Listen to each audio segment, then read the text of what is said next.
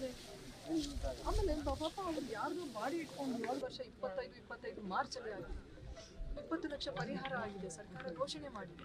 ದಯವಿಟ್ಟು ನಾನು ಹೇಳಿದ್ನಲ್ಲ, ಅವರ ಅಕೌಂಟಿಗೆ ಇವತ್ತು ನೀವು ಯಾವ ಚೆಕ್ಕು ಅಲ್ಲ, ಅವರ ಅಕೌಂಟಿಗೆ ಬೀಳೋ ಹಾಗೆ ಮಾಡ್ಕೊಳ್ತೀವಿ.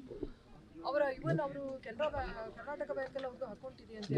PMS ಇನ್ಶೂರೆನ್ಸ್ ಸ್ಕೀಮ್ಸ್ ಇರ್ತದೆ ನಮ್ದು, PMJJY PMSBY ಅಂತ ಹೇಳಿ, ಅದರಲ್ಲಿ 2 ಲಕ್ಷ ಬಂದ್ರೆ ಮತ್ತೆ ಇವರು ಕೆಲವರು ಘೋಷಣೆಯನ್ನು ಮಾಡಿದ್ದಾರೆ. ಎಲ್ಲರೂ ನಿಂತ್ಕೊಂಡು ಒಂದು ಸಹಕಾರದಿಂದ ಮಾಡಬೇಕಾಗ್ತದೆ. ಒಂದು ಘಟನೆ ನಡೆದೋಗಿದೆ, ಅವರಿಗೆ ಒಂದು ಕಾರ್ಯ ಮಾಡಬೇಕು, ಸಂಸ್ಕಾರ ಮಾಡಬೇಕು ಇರ್ತದೆ. ದಯವಿಟ್ಟು ನಾನು ನಿಮ್ಮಲ್ಲಿ ಕೋರಿಕೊಳ್ಳೋದು, ಜಿಲ್ಲಾಡಳಿತದ ಪರವಾಗಿ ದಯವಿಟ್ಟು ಜಿಲ್ಲಾಡಳಿತದ ಪರವಾಗಿ ನಿಂತ್ಕೊಳ್ಳಿ. ನಮೀಗ ಮಂತ್ರಿಗಳ ಹತ್ರ ಮಾತಾಡಿದ್ವಿ, ಬಂದಾಗ ಖಂಡಿತವಾಗಿಯೂ ಕೂಡ ಉತ್ತಮ ವೇದಿಕೆಯನ್ನ ಮಾಡಿ ಮನೆಗೂ ಕೂಡ ಭೇಟಿ ಮಾಡೋಣ.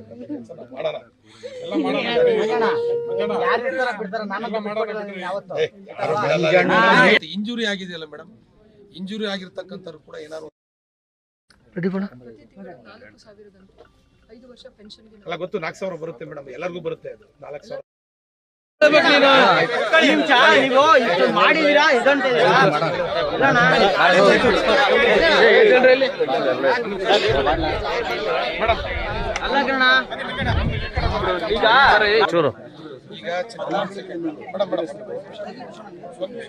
ಅಲ್ಲ ತೆಗ್ದಿತ್ಲ ಇಡಿ ಸೆಟ್ರೆ ಮುಂಜಾಣ ಹಣ್ಣು ಇಲ್ಲಿಡ್ರಿ ಓಕೆನಾ? ಯಾರ ಹೆಸರು ನಾಳೆ ಯಾರ ಹೆಸರು ಅವ್ರ ಜೊತೆಗೆ ಜಂಟಿ ಇದರಲ್ಲಿ ಯಾರ ಹೆಸರು ಅಲ್ಲ ಅದನ್ನೇ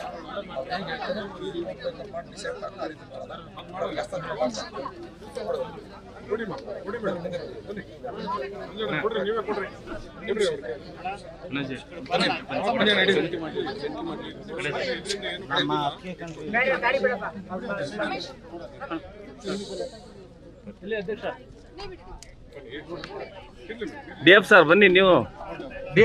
DF ಸರ್ ಇರ್ಬೇಕಲ್ಲ ಮೇನ್ ಅಮೌಂಟು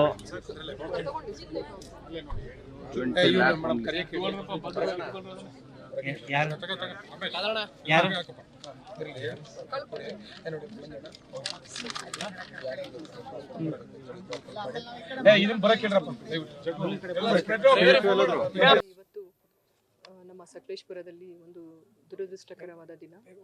ಶೋಭಾ ಗಂಡ ನಾಗರಾಜು ಅವರು ಬೆಳಿಗ್ಗೆ ಕಾಫಿ ತೋಟಗಳಿಗೆ ಸುಣ್ಣ ಹಾಕಲಿಕ್ಕೆ ಬಂದಾಗ ಅವರ ತಾಯಿ ಜೊತೆಯಲ್ಲಿ ಬಂದಿದ್ದಾರೆ, ಮಗಳ ಜೊತೆಯಲ್ಲಿ.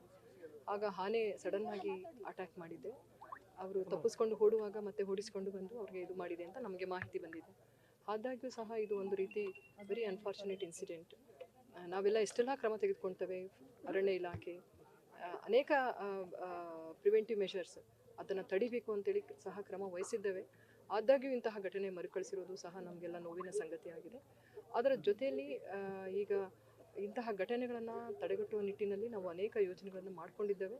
ಅದು ನಂತರ ನಾವು ಡಿಸ್ಕಸ್ ಮಾಡೋಣ. ಹಾಗೆ ಹೇಳಿದಾಗ ಇವತ್ತು ಕೆಲವು ನಮ್ಮ ರಮೇಶ್ ಮತ್ತು ಮಂಜುನಾಥ್ ಅಂತ ಹೇಳಿ ಅವರು ಮತ್ತು ಅವರೆಲ್ಲ ಗ್ರಾಮಸ್ಥರು ಎಲ್ಲರೂ ಒಟ್ಟಾಗಿ ಸೇರಿ ಒಂದು ಅವರಿಗೆ ಪರಿಹಾರವನ್ನು ಕೂಡಲೇ ಒದಗಿಸಬೇಕು ಅಂತ ಹೇಳಿ ಕೋರ್ಕೊಂಡ್ರು.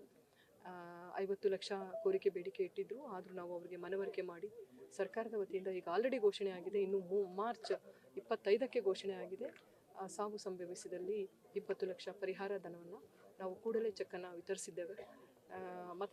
ಮತ್ತು ಅವರ ತಾಯಿಗೆ ಅಂದರೆ ಡಿಪೆಂಡೆಂಟ್ ಅವರಿಗೆ ಮಾಶಾಸನ 5 ವರ್ಷದವರೆಗೆ ಪ್ರತಿ ತಿಂಗಳು 4,000 ರೂಪಾಯಿಗಳನ್ನು ಅವರಿಗೆ ನೀಡಲಾಗುವುದು. ಅಂದರೆ ಅವರ ಕುಟುಂಬಕ್ಕೆ ತುಂಬ ಬಡ ಕುಟುಂಬ ಇದೆ, ಅವರಿಗೆ ಸಪೋರ್ಟ್ ಆಗ್ತದೆ ಮತ್ತು ಅವರು ಚಿಕಿತ್ಸೆಗಳಿಗೆ ಅನುಕೂಲ ಆಗುತ್ತೆ. ಹಾಗಾಗಿ ಕುಟುಂಬದ ಜೊತೆಗೆ ಸರ್ಕಾರ ನಿಂತಿದೆ. ಹಾಗೆ ಹೇಳಬೇಕು ಅಂದರೆ ತುಂಬ ಸಹಕಾರ ಅವರು ಕೊಟ್ಟಿದ್ದಾರೆ. ಮೊದಲು ಪ್ರತಿರೋಧ ವ್ಯಕ್ತಪಡಿಸಿದ್ರು, ನಾವೆಲ್ಲ ಅವರಿಗೆ ವಿವರಣೆ ಕೊಟ್ಟು ಅವರಿಗೆ ಕನ್ವಿನ್ಸ್ ಮಾಡಿದಾಗ ಅವರು ನಿಜವಾಗ್ಲೂ ನಮ್ಮ ಜಿಲ್ಲಾಡಳಿತದ ಜೊತೆಗೆ ಕೈ ಜೋಡಿಸಿದ್ದಾರೆ ಮತ್ತು ಸ್ಪಂದನೆ ಮಾಡಿದ್ದಾರೆ. ಇಷ್ಟು ಶಾಂತಿಯುತವಾಗಿ ಅವರು ಒಪ್ಪಿಗೆಯನ್ನು ಸೂಚಿಸಿ ಈಗ ಶವವನ್ನು ಪೋಸ್ಟ್ ಮಾರ್ಟಮ್ಗೆ ತೆಗೆದುಕೊಂಡು ಹೋಗಲಾಗಿದೆ ಹಿಮ್ಸ್ ಹಾಸನ ಆಸ್ಪತ್ರೆ. ಜೊತೆಗೆ ಮೇಡಮ್, ಈ ಭಾಗದಲ್ಲಿ ಆನೆ ಎಲ್ಲೇ ದಾಳಿ ಆದರೂ ಏನೇ ಆದರೂ ಈ ಮಂಜಣ್ಣ ಇರ್ಬೋದು, ಈ ಹೋರಾಟಗಾರರು ಬಂದೇ ಬರ್ತಾರೆ. ಅದೇ ರೀತಿ ಅರ್ಜುನನು ಬಂದರು. ಕೇಸ್ ಆಗಿರೋ ಬಗ್ಗೆ ನಿಮ್ಮ ಸಹಾಯವನ್ನು ಕೂಡ ಅವ್ರು ಕೇಳಿದ್ದಾರೆ. ತಾವೇನು ಹೇಳ್ತೀರಾ? ನೋಡಿ, ಇದು ಕೇಸ್ಗಳು ಕಾನೂನಾತ್ಮಕವಾಗಿ ಇರ್ತದೆ. ನಿಜ ಹೇಳಬೇಕು ಅಂದರೆ ಆ ಕೇಸ್ ಫೈಲನ್ನು ನಾನು ನೋಡಿಲ್ಲ. ಅವರ ಕೋರಿಕೆ ಇದೆ, ಖಂಡಿತವಾಗಿಯೂ ಈಗ ನಮ್ಮ ಮಾನ್ಯ ಜಿಲ್ಲಾ ಉಸ್ತುವಾರಿ ಸಚಿವರು ಶ್ರೀ ಕೃಷ್ಣ ಬೈರೇಗೌಡ ಸರ್ ಅವರು ನಮ್ಮ ಜಿಲ್ಲೆಗೆ ಸಕಲೇಶಪುರದಲ್ಲಿ ಒಂದು ಜನ ಸಂಪರ್ಕ ಸಭೆಯನ್ನು, ಸಾರ್ವಜನಿಕ ಜನಸ್ಪಂದನ ಸಭೆಯನ್ನು ಆಯೋಜಿಸಿದ್ದಾರೆ. 16ನೇ ತಾರೀಕು ಅವರು ಬೆಳಿಗ್ಗೆ ಇಲ್ಲಿ ಬರೋರಿದ್ದಾರೆ. ಆ ಸಮಯದಲ್ಲಿ ಅವರ ಜೊತೆಯಲ್ಲಿ ಒಂದು ಸಭೆಯನ್ನು ಸಹ, ಇದು ಮಾನವ ಮತ್ತು ಪ್ರಾಣಿ ಕಾಡು ಪ್ರಾಣಿಗಳ ಸಂಘರ್ಷ ವಿಷಯವಾಗಿ ಒಂದು ಸುದೀರ್ಘ ಸಭೆಯನ್ನು ಸಹ ನಾವು ನಿರ್ಧಾರ ಮಾಡಿದ್ದೇವೆ. ಅಲ್ಲಿ ಚರ್ಚೆ ಮಾಡಿ ಮೇಲಾಧಿಕಾರಿಗಳ ಮತ್ತು ಹಿರಿಯರ ಅವರ ಒಂದು ನಿರ್ದೇಶನದ ಮೇರೆಗೆ ನಾವು ಕಾರ್ಯನಿರ್ವಹಿಸ್ತೇವೆ. Thank you.